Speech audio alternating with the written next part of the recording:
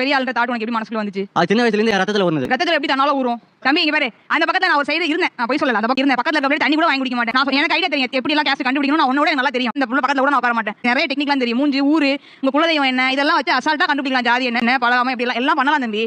அதெல்லாம் அசிங்கமா இருக்கும்டாப்பா. இப்போ நீங்க என்ன மாற்றங்கள்லாம் பண்ணிருக்கீங்க? அந்த மாதிரி பேசுறது இல்ல, கம்யூனிட்டி பத்தி பேசுறது இல்ல. நான் பாட்டுல நான் உண்டு என் ஒர்க், நான் பாட்டுல ஒரு அக்கா இதுல அந்த ஆப்போசிட்ல ஒரு தப்பு தங்கம் அப்படின்னு சொல்லி சொன்னாங்க. அப்ப அந்த எண்ணம்லாம் இருக்கா? இல்ல எல்லாரும் ஒண்ணா நம்ம அனைவரும் சமம், பிறப்பால் எல்லாரும் சமம்.